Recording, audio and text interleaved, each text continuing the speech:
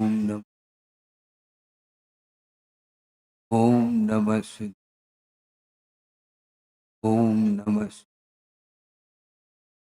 मंगलम भगवान वीरो मंगलम गौतमो वडे मंगलम कुंद कुंदाद्यो जैन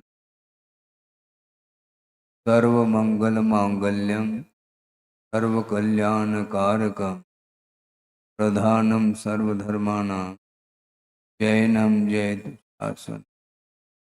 अहिंसा परमो धर्म की महावीर भगवान की प्रातः स्मरणीय परम पूजाचार्य गुरुवर श्री विद्यासागर जी महाराज जी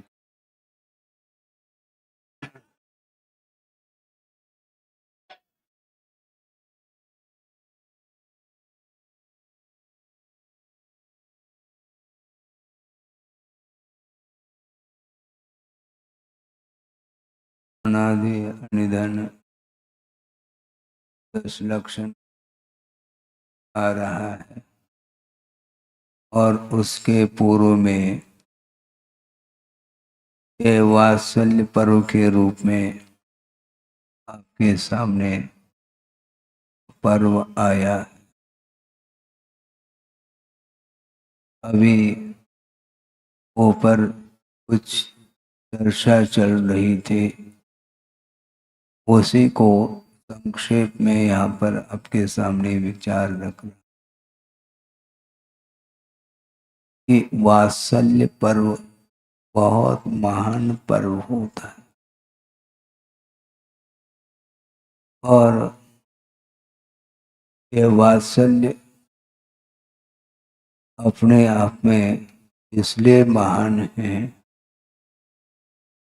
कि आत्मा की जो दृष्टि है इस पर्व के माध्यम से अंतर्दृष्टि की ओर वह चली जाती है। बाह्य तप का भी आगम में उल्लेख आता है और बाह्य तप अपनी अपनी क्षमता सामर्थ्य को लेकर के साधक लोग करते रहते हैं, किंतु आध्यात्मिकस्य तपसा परिबृंहणार्थम इस प्रकार आचार्य समंतभद्र स्वामी ने रत्नकर्ण श्रावकाचार्य के अंदर ये दिया है। रत्न श्रावकाचार्य नहीं, स्वयंभू स्तोत्र में दिया।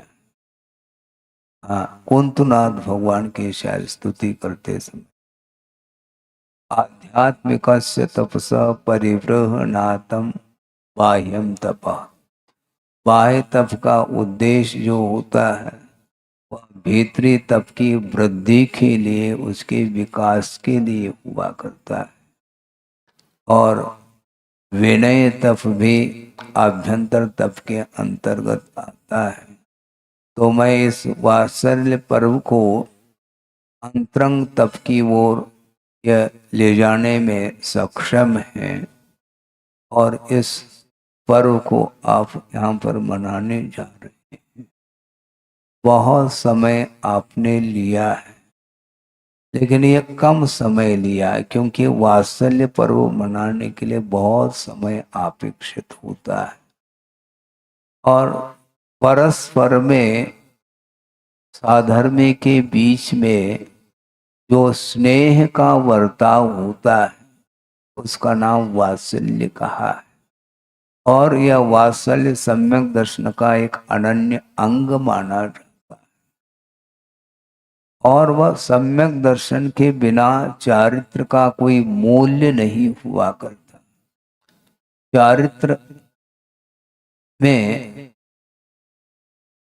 जो समीचीनता आती है, चारित्र जब सम्यक रूप में परिवर्तित हो जाता है वह सम्यक दर्शन के अभाव में नहीं, और सम्यक दर्शन के माध्यम से चारित्र में चार चांद लग जाते। आचरण का नाम चारित्र है, किंतु संसारी प्राणी ने अनंत काल से जो आचरण किया है वह विपरीत आचरण किया है, जिसके कारण संसार की ही वृद्धि हुई है और मोक्ष मार्ग की ओर बढ़ने के लिए यह पर्व आया है। आप लोग बहुत भाव विभोर हो करके इस पर्व को मनाने का पुरुषार्थ करिए। और वात्सल्य इस पर्व में जो विख्यात हुए हैं वे आपके सामने हैं। अभी आपने अकंपनाचार्य संघ की पूजा की है और उसमें विष्णु कुमार भी शामिल। बहुत संक्षेप इसलिए कर रहा हूँ, 9:45 बज गए हैं और एक एक लाख के लिए बहुत समय व्यतीत किया है। उसकी समीक्षा इसलिए नहीं करूंगा ज्यादा क्योंकि वात्सल्य में कमी ना आ जाए, वो भी आवश्यक है। तो मैं ये कह रहा हूं कि विष्णु कुमार महाराज की कथा आपने कई बार पढ़ी होगी, अद्भुत है वो। श्री वर्मा नाम की राजा अवंती देश में एक कौन सी नगरी है, उज्जैनी नगरी है और उसका राजा श्री वर्मा है। उसके 4 मंत्री हैं, बलि आदि। और उन दिनों में अकंपनाचार्य को लेकर के 700 मुनियों का संघ वहां पर पहुंचा है, एक उद्यान में पहुंचा है। और वहां पहुंचने के उपरांत अकंपनाचार्य संघ के लिए आदेशित करते हैं कि पूरी तरह से पूरा संघ मौन धारण कर लें तो ज्यादा अच्छा है, क्योंकि यहाँ पर दर्शनार्थी बहुत सारे लोग आएंगे और उसमें राजा और मंत्री इत्यादि भी दर्शन के निमित्त को लेकर के आ सकते हैं। इसलिए आप लोग मौन रहें तो ज्यादा अच्छा है। यदि नहीं रहेंगे तो बहुत बड़ी आपत्ति संघ के ऊपर आ सकती है। ये आदेश उन्होंने दिया है और सारी जनता दर्शन के हेतु जा रही है पूजन सामग्री को लेकर के। और वह श्री वर्मा राजा महल के ऊपर देख रहा है और मंत्रियों को पूछ रहा है ये आकस्मिक भीड़ क्यों जा रही है, यात्रा का कोई प्रसंग अभी है नहीं और इतने बड़ी संख्या में जन समूह उमड़ रहा है और किधर जाना चाह रहा है, क्यों जा रहा है। तो मंत्रियों ने कहा कि यहाँ पर उद्यान में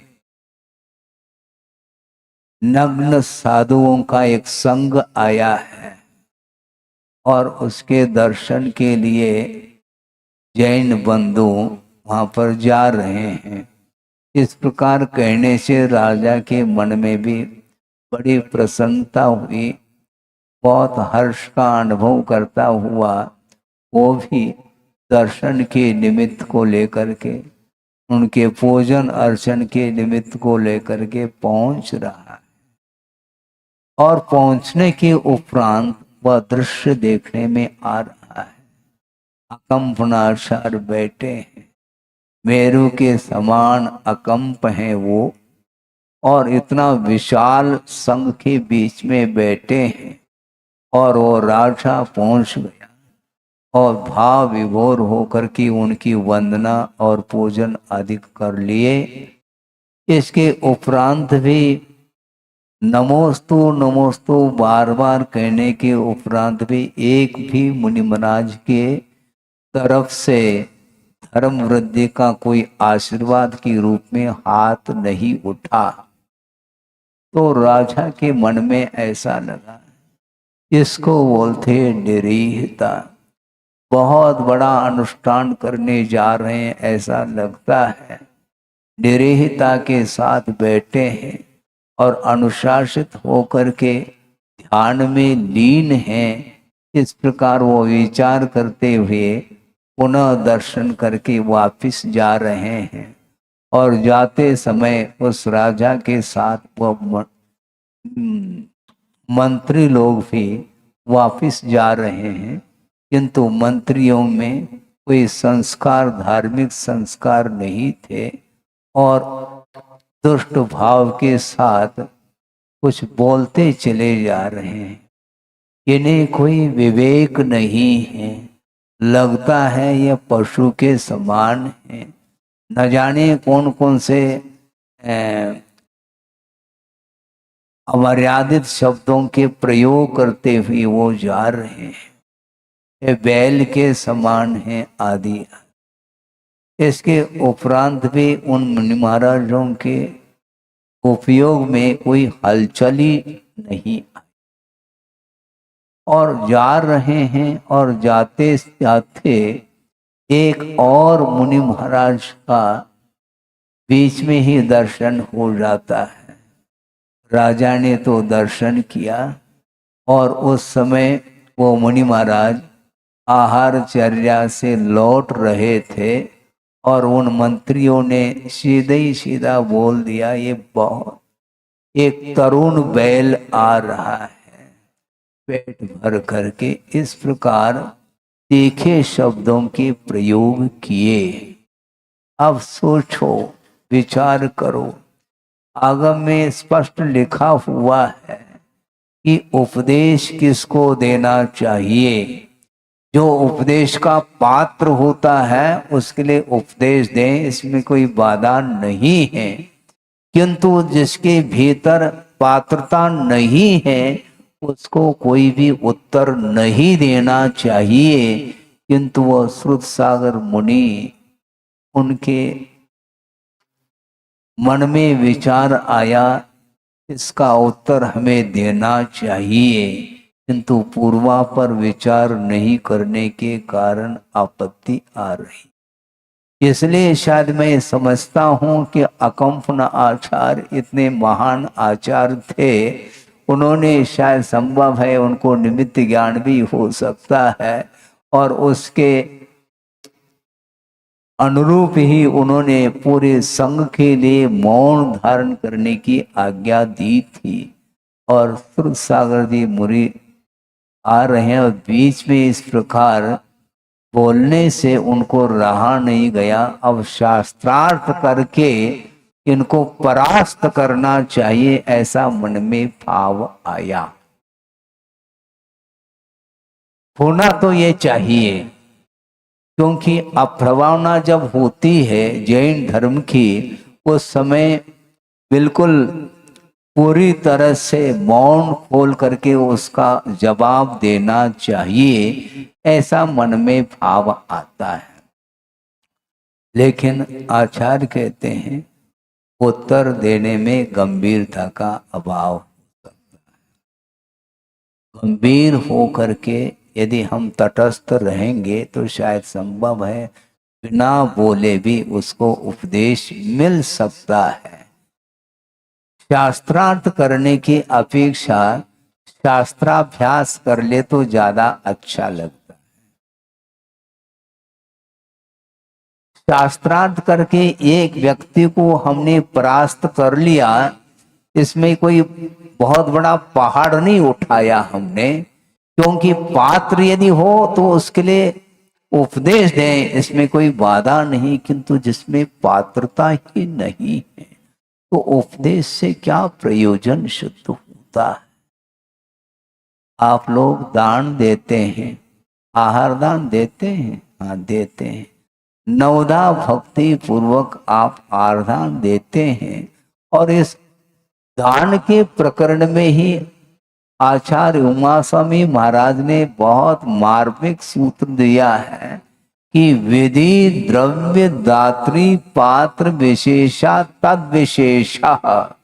तत् विशेष का अर्थ उस दान में विशेषता आती है, विधि विशेष और द्रव्य विशेष, दात्री विशेष और पात्र विशेष, इसके माध्यम से ही दान में विशेषता आती है। तो एकमात्र यह सूत्र आहार दान को लेकर के ही सूत्र नहीं लिखा गया, किंतु जितने भी प्रकार के दान होते हैं, चाहे वह ज्ञान दान हो, आहार दान हो, औषध दान हो और भी कोई उपकरण दान इत्यादि हो, ये अभय दान आदि के सारे दान, इसके पीछे विधि बहुत महत्वपूर्ण है। और पात्र में यदि विशेषता नहीं है तो उसको उपदेश देने से कोई भी प्रयोजन सिद्ध नहीं होता, बल्कि उसके माध्यम से और अहित घटित होता है, अनर्थ घटित होता है। किंतु उन्होंने उपदेश दे करके उसको परास्त कर लिया और आ करके अकंपन आचार्य के चरणों में नमस्कार करके कहा कि भगवान, हमने इस प्रकार कार्य किया है। तो अकंपन आचार्य ने कहा कि बहुत अनर्थ घटित हुआ है, बहुत बड़ा अपराध तुम्हारे द्वारा हुआ है। आपके मन में आ सकता महाराज इसमें कौन सा अपराध हुआ है? आप समझो, क्योंकि गुरु के आज्ञा के बिना एक कदम उठाना भी अपराध है। प्रभावना वस्तुतः उसी को बोलते हैं, अपने निमित्त से अप्रभावना न हो, ये बहुत बड़ी प्रभावना मानी जाती है। और गुरुदेव का यही कहना है, हाँ, मुंह तोड़ जवाब देना ये प्रभावना नहीं। धर्म प्रभावना जो होती है, अज्ञान जो फैला हुआ है, अंधकार, उसको समेटना है हमें। और यथा यथम कहा, अपने मर्यादा को नहीं भूलते हुए, अपने पद का ख्याल रखते हुए, कोई हित चाहता है उसके लिए समय दे दो। स्वहितम उपलिप्सु कहा, उन्होंने कहा ये सर्वार सिद्धि में पूजपा स्वामी ने भूमिका में ही इस वाक्य को दिया है कि उपदेश उसको दिया जाता है जो स्वहितम उपलिप्सो, जो आत्महित करना चाहता है उसके लिए संकेत मात्र पर्याप्त है। और जो आत्महित नहीं चाहता है वो आप घंटों भी उपदेश दे दो, उस उपदेश का कोई मूल्य नहीं है, ऐसा कहा है।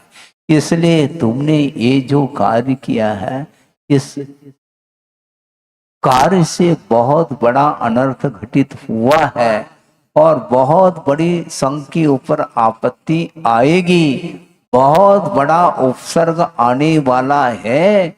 इसलिए इस दोष को परिमार्जित करने के लिए मेरी आज्ञा है, तुम वहीं जा करके खड़े हो जाओ जहां पर तुमने शास्त्रार्थ किया था। जी महाराज, अब जी बोल रहे, उस समय दिमाग आक्रोश परिचय सहन करने की आज्ञा आगम में दी है। तो किसी ने कुछ तुम्हारा अपमान करता है, तिरस्कार करता है, उस समय तुम्हारा तिरस्कार नहीं हो सकता है, क्योंकि तिरस्कार करने वाला व्यक्ति सामने वाले की पहचान उसको नहीं। जिसने आत्मा का दर्शन किया है वह तिरस्कार का भाव नहीं रख सकता, और जिसने आत्मा का दर्शन नहीं किया वह तिरस्कार करता रहता है। इसलिए तुम्हें आक्रोश परिचय के ऊपर विजय प्राप्त यदि करते तो इस प्रकार का अनर्थ नहीं घटता। इस प्रकार अकंपनाचार्य ने कहा और आज्ञा दे दी, वहीं जा करके खड़े हो जाओ और सामायिक करो कायेश्वर की।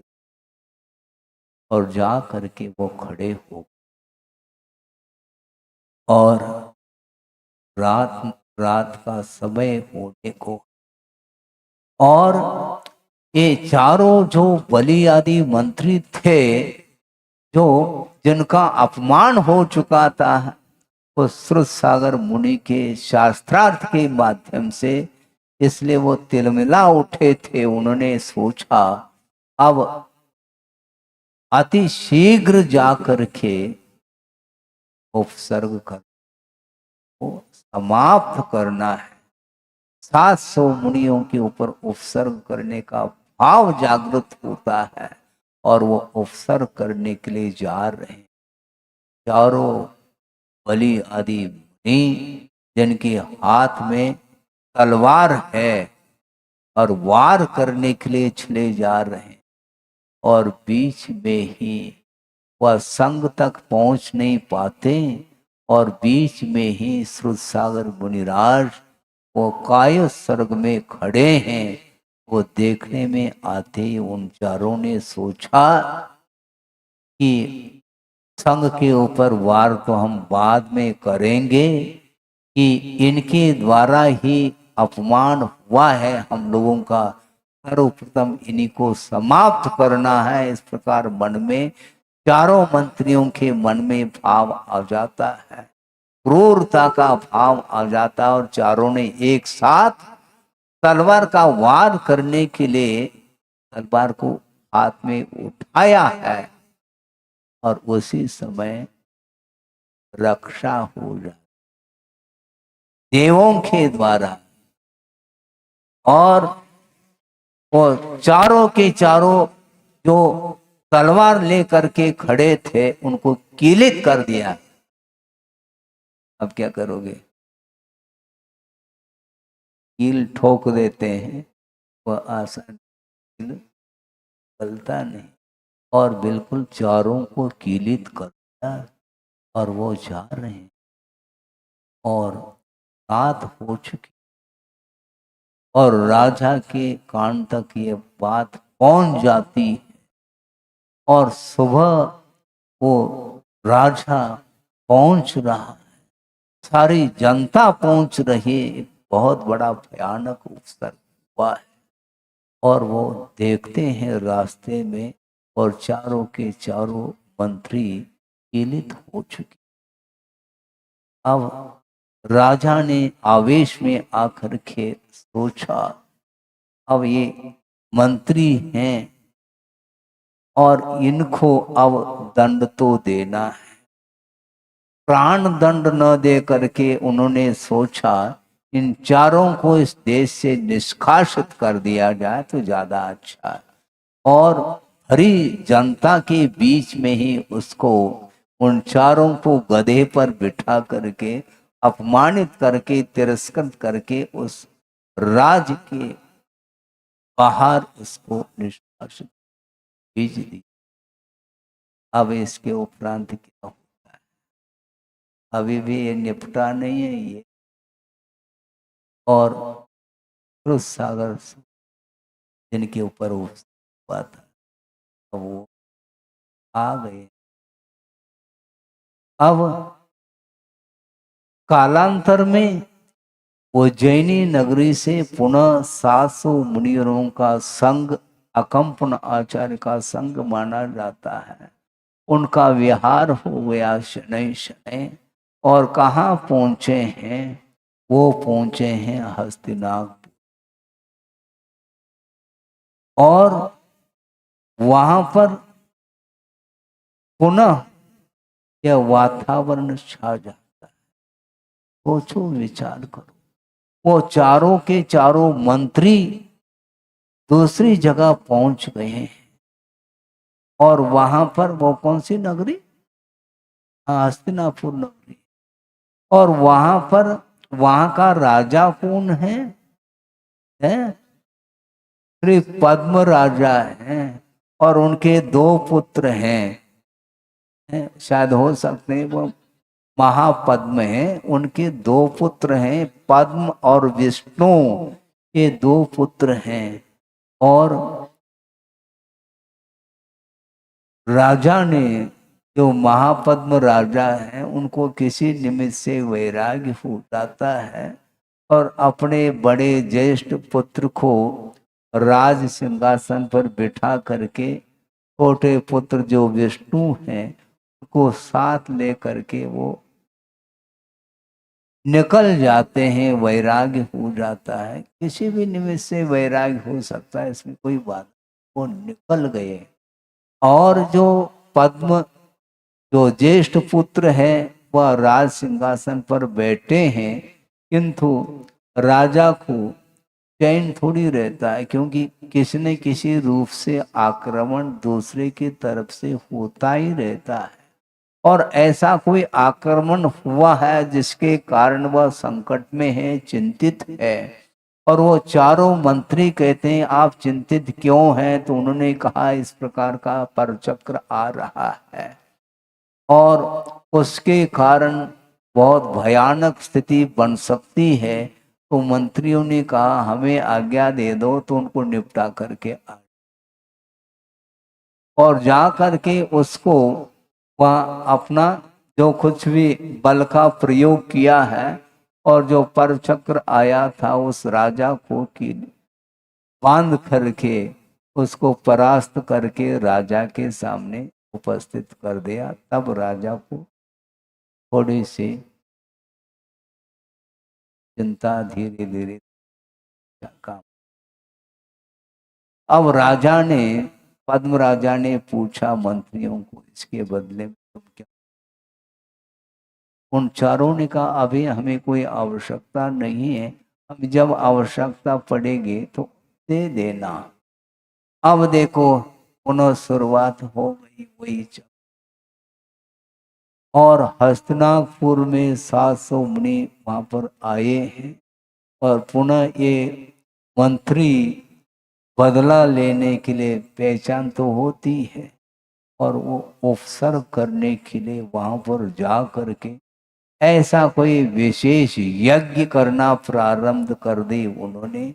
चारों ओर बाड़ी लगा करके और उस वातावरण को ऐसा बनाया कि जहाँ पर चारों ओर दुर्गंध फैल रही है।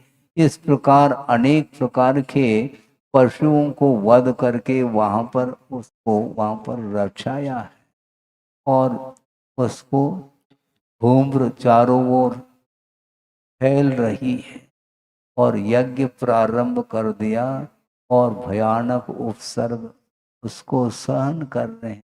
कौन? अकंपन आचार्य और 700 मुनि। सोचो, विचार करो, थोड़े बहुत प्रतिकूलता आती है तो प्रतिकार का भाव आ जाता है और पूरा का पूरा संग विपाक विचय धर्म ध्यान में लीन है। विपाक विचय धर्म ध्यान का महत्व अनुकूलता में नहीं बंधुओं, ये ध्यान रखो। अनुकूलता में बहुत हम विपाक विचय धर्म ध्यान घंटों कर सकते हैं, किंतु प्रतिकूल परिस्थिति में भी काम्य भाव के साथ चिंतन कर रहे हैं विपाक विचय धर्म ध्यान। क्यों? क्योंकि वस्तुतः जो उपसर्ग कर रहा है वह मेरा शत्रु है नहीं। कौन सोच रहे हैं?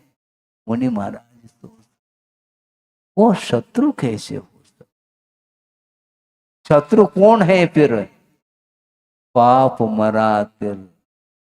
जो पापमय परिणाम हैं वे ही हमारे शत्रु हैं। और अतीत में ऐसा कोई भयानक हम लोगों ने पाप किया होगा जो उदय में आया है, इसलिए उपसर्ग करने वाला वह मेरा शत्रु हो कैसा सकता है? हमने जो पाप का अर्जन किया है वह पाप में परिणाम ही वस्तुतः मेरे शत्रु है। इस प्रकार चिंतन चल रहा है। क्रोधोत्पत्ति निमित्ता नाम अत्यंतम सति संभवे आक्रोश ताड़नादि नाम कालुषो परम क्षमा। क्रोध की उत्पत्ति में कारणभूत अनेक प्रकार के जो नौकर्म उपस्थित हो जाते हैं, उसके उपरांत भी कालुष भाव का नहीं होना यह उत्तम क्षमा मानी जाती। कलुषता नहीं। अरे पाप के प्रति पाप का प्रायश्चित है। हमने जो पाप किया उसका मुझे सामने वाला जो उपसर्ग कर रहा है वो अपने प्रेम में कर रहा है। क्योंकि मेरा यदि तीव्र पुण्य का उदय होता तो ये उपसर्ग नहीं हो सकता, ये विचार कर रहे हैं। कर्म का चिंतन करो, अनुप्रेक्षा करो। 1 महीने से आप भी अनुप्रेक्षा कर रहे हैं और वो भी अनुप्रेक्षा कर रहे हैं। संसार के स्वरूप के बारे में सोच रहे हैं। जगत के स्वरूप के बारे में सोचने से और वैराग्य दृढ़ होता चला जाता है, संसार से और भीति उत्पन्न होती है। और वे सारे पूरा पूरा संग पाप भीरु है, यह ध्यान रखो। उपसर्ग से उन्हें कोई डर नहीं, कोई भीति। उपसर्ग से भीति नहीं किंतु पाप से भीति है। इसलिए कोई प्रतिकार नहीं और वो उपसर्ग। और अब भीतर पुण्य अभी भी, और वह प्रसंग वहां पर पहुंच जा। आचार्य सुरसागर मुनि महाराज और उनको विकल्प आया रात में, हे भुवन ऐसा कौन सा कर। तो बगल में जिन्हें विद्या भी प्राप्त, और उस क्षुल्लक ने आचार्य महाराज को पूछा कि महाराज इस मध्य रात्रि में आपको क्या हो, ऐसा कौन सा मन में विकल्प आया कि आपने हा इस प्रकार शब्द। उन्होंने कहा निमित्त के माध्यम कि कासो मुनि महाराजों के ऊपर एक भयानक उपसर्ग होने जा रहा है। तो महाराज इस उपसर्ग को कौन दूर कर सकता है, किसके अंदर सामर्थ्य, और वो कहां पर उपसर्ग हो रहा है, हस्तिनापुर। तो वहां पर कौन पहुंचेंगे और उस उपसर्ग को कौन। तो आचार्य सुरसागर जी बोलते कि एक विष्णु कुमार मुनि महाराज हैं जिन्हें विक्रिया रिद्धि प्राप्त है, और उस विक्रिया के माध्यम से ही उस उपसर्ग को वो दूर कर सके। तो महाराज फिर मैं जाता हूं अभी।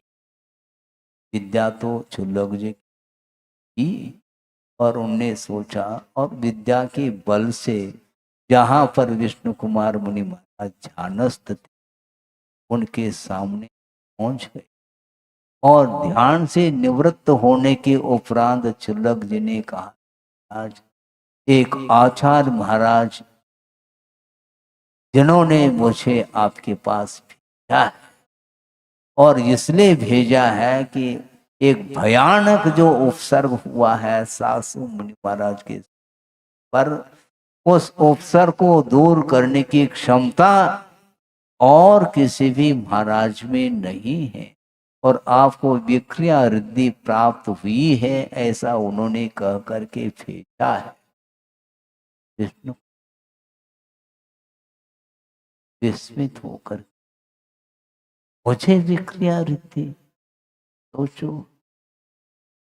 जो साधक होता है उसको ये भान नहीं रहता कि कौन कौन सी रिद्धियां प्राप्त हो रही है, कौन कौन सी सिद्धि प्राप्त हो रही है, इस ओर उनकी दृष्टि नहीं रहती। क्योंकि रिद्धियों के माध्यम से मोक्ष नहीं मिलता, मोक्ष मार्ग पर चलने के लिए रिद्धियों की कोई आवश्यकता नहीं पड़ती, किंतु रत्नत्रय की आवश्यकता पड़ती। और रत्नत्रय की आराधना में जो लीन होते हैं, उस रत्नत्रय की विशुद्धि के फलस्वरूप अनेक प्रकार की रिद्धियां अपने आप प्राप्त हो जाती है, किंतु उन रिद्धियों का प्रयोग अपने लिए वो कभी भी। और उन्होंने सोचा मुझे विक्रिया दे, हाँ, तो उन्होंने सोचा कि कम से कम निर्णय तो ले लें, और हाथ यूं फैला दी तो वह विक्रिया के माध्यम से वह पहाड़ को भेद करके उस पार तक वह पहुंच। तब उन्हें विश्वास हो गया कि वाकई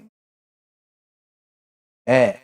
और तत्काल उन्होंने क्या किया, वहीं पहुंच गए हस्तिनापुर। और उन्हें सोचा अब इसको क्या किया जाए, और पद को छोड़ करके एक वामन का रूप लेकर और पहुंच गए हैं। और पद्म राजा के पास, हाँ, बलि आदि वहां पर हैं, किंतु विष्णु कुमार पहुंचे हैं पद्म राजा के पास। क्यों, क्या बात है, हमने कभी आपको देखा नहीं इस प्रकार भयानक उपसर्ग करते हुए आपके कुल में, आपने क्यों कराया इस प्रकार का कार्य। वो कहते नहीं, पहले उन्हें वर दे चुके हैं, इसलिए।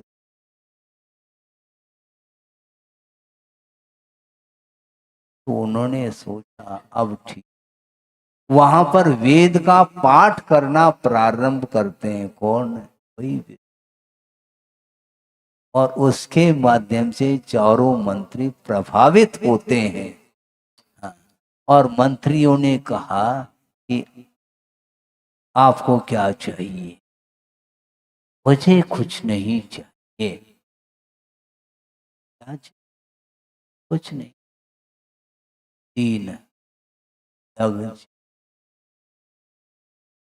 क्योंकि वर मिल चुका था मंत्रियों को, तो 7 दिन के लिए वह राज ने पा लिया था। तो अब ये पहुंचे हैं, तुम्हें क्या चाहिए। मुझे और कुछ नहीं, केवल 3 डग जमीन चाहिए। वो सोच रहे मंत्री, तुम पागल तो नहीं हो, 3 गज जमीन, 3 डग जमीन से क्या प्रयोजन, ये पूरा पूरा राज मिल जाएगा तुम्हें, मांगो तो सही। मुझे कोई आवश्यकता नहीं, केवल 3 डग। और उन्होंने विधिवत मंत्रियों ने 3 डग दे दिया, पर्याप्त। हाँ, और 1 डग उन्होंने सुमेरु पर्वत के ऊपर रख दिया, और 1 डग को मानुषोत्तर पर्वत पर रख दिया। और 3 डग मांगा था, अब 1 डग रखना है, तो मंत्री के वह सिर पर रख देता है। और चारों मंत्रियों को बांध करके अब क्या, अब भयभीत हो जाते मंत्री, कहीं ऐसा न हो कि हम चारों को अवसान न हो जाए। इसलिए भयभीत हो करके 700 मुनि महाराजों के बीच में जा करके नतमस्तक हो जाते हैं, हमारी बहुत बड़ी गलती हो गई है। हैं? बाद में पश्चाताप होता है। पश्चाताप का अर्थ भी यही है कि बाद में ताप होता है, पश्चात ताप। पहले विवेक जागृत नहीं होता कि मुझे क्या करना चाहिए, क्योंकि वह बुद्धि काम नहीं करती। जिस समय आवेश में व्यक्ति आ जाता है, जब क्रोध की उदीर्णा हो जाती है, उस समय हिताहित का बोध नहीं होता है, और वह अनर्थ करने के लिए वह तत्पर हो जाता है। इसलिए विवेक खोना नहीं चाहिए। और जो श्रुतसागर मुनि थे, उन्होंने भी आवेश में आकर के ही ये कदम उठाया था, उसके कारण ही ये अनर्थ घटित होने को हुआ था। इसलिए कभी भी अपने को जल्दबाजी नहीं करना चाहिए, आचार्य श्री का यही कहना। रहता है। जल्दी करो किंतु जल्दबाजी नहीं। जल्दबाजी का अर्थ विवेक का अभाव हो जाता है। सुबह से शीघ्र कार्य करो, अच्छे धार्मिक कार्य, किंतु विवेक के साथ करना चाहिए। चारों मंत्रियों को उन्होंने परास्त किया था, लेकिन इसके माध्यम से बहुत बड़ा अनर्थ घटित हुआ। और ये पुण्य का उदय समझ लो कि विष्णु कुमार मुनि महाराज मिल गए और 700 मुनियों के ऊपर जो उपसर्ग हुआ था वह टल गया। और यह वात्सल्य पर्व यह आया है। वात्सल्य अंग में विष्णु कुमार मुनि महाराज फेमस हो चुके हैं, प्रसिद्धि को प्राप्त हुए हैं। ध्यान रखो, इस प्रकार का वात्सल्य रखो। हमने शुरुआत में ही बात कही थी, ये वात्सल्य अंग और विनय गुण ये दोनों ये अंतरंग तप के लिए कारण सिद्ध होते हैं। हाँ, संघ ने याद नहीं किया था विष्णु कुमार मुनि महाराज, याद नहीं किया था। उन्होंने सोचा ये कर्म का तीव्र उदय है और अज्ञान दशा में जो पाप का अर्जन हम लोगों ने किए हैं उसका परिणाम सामने आ रहा है। इसलिए पाप में परिणाम ही शत्रु है, दूसरा कोई शत्रु नहीं हो सकता। फिर मित्र कौन होंगे महाराज? कोई दूसरा मित्र नहीं होता, धर्म ही मित्र होता है। पाप मरातिर धर्मो बंधुर जीवस्य चेत निश्चय मन संयम यदि जानी थी श्रेयो ज्ञाता ध्रुवम भवती, इस प्रकार कह रहे हैं। सोचो विचार करो, विशिष्ट वह ज्ञाता माना जाता है कि वह धर्म को ही बंधु के रूप में स्वीकार करता है और अधर्म को शत्रु के रूप में स्वीकार करता है। और अधर्म क्या है? अपने जो विपरीत परिणाम है, पापमय परिणाम, जो अज्ञान दशा में होने वाले जो परिणाम होते हैं, जो संसार के लिए कारणभूत होते हैं, वे पापमय परिणाम ही मेरे लिए शत्रु है। इसलिए अपने कर्मों की निर्जरा करने के लिए उस भयानक उपसर को भी शांति के साथ, साम विभाव के साथ उन्होंने उसको सहन किया। और परिणाम ये निकला कि विष्णु कुमार मुनि महाराज आकर के उस उपसर को दूर किया है। इस प्रकार परस्पर में आप लोगों को भी वात्सल्य रखना चाहिए।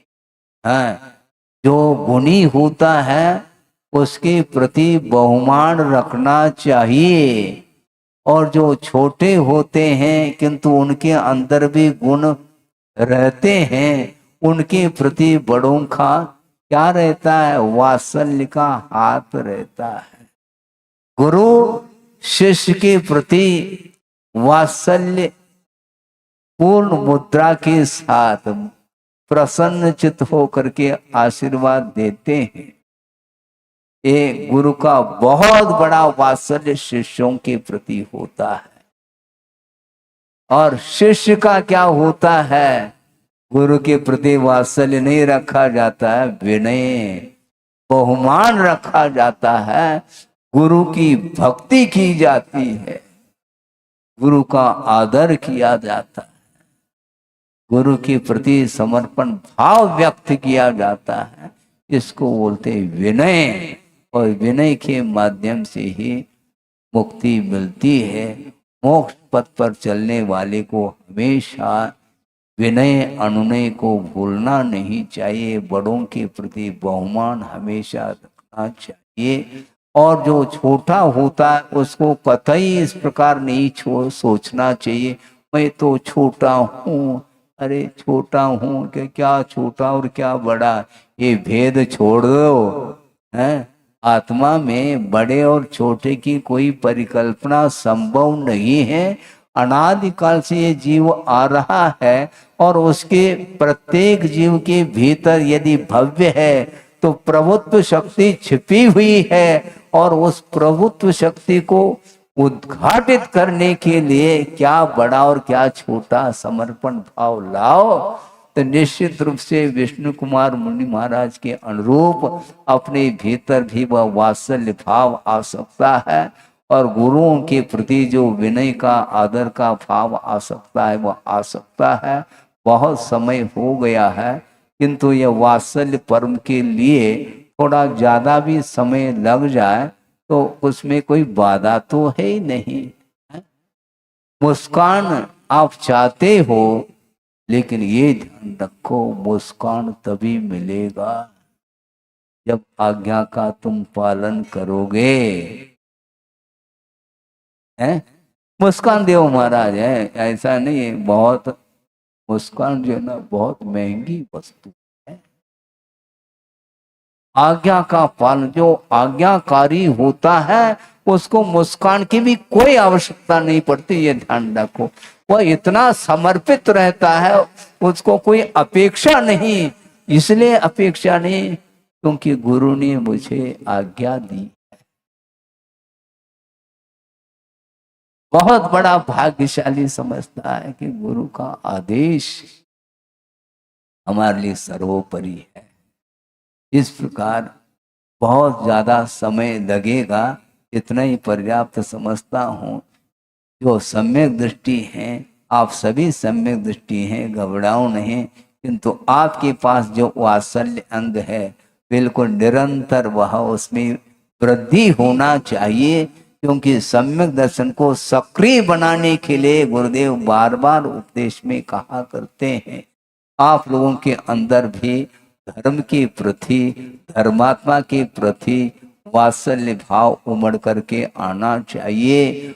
सब कुछ न्यौछावर करने के लिए तैयार हो जाए, किंतु वात्सल्य को कभी छोड़ना नहीं चाहिए, क्योंकि धन के द्वारा वात्सल्य नहीं मिलता, किंतु धर्म की आराधना करने से ही वात्सल्य भाव जागृत होता। एक दूसरे के प्रति, प्राणी मात्र के प्रति वात्सल्य भाव रखने का पुरुषार्थ करें, जिसके माध्यम से आत्मा का हित हो सकता है।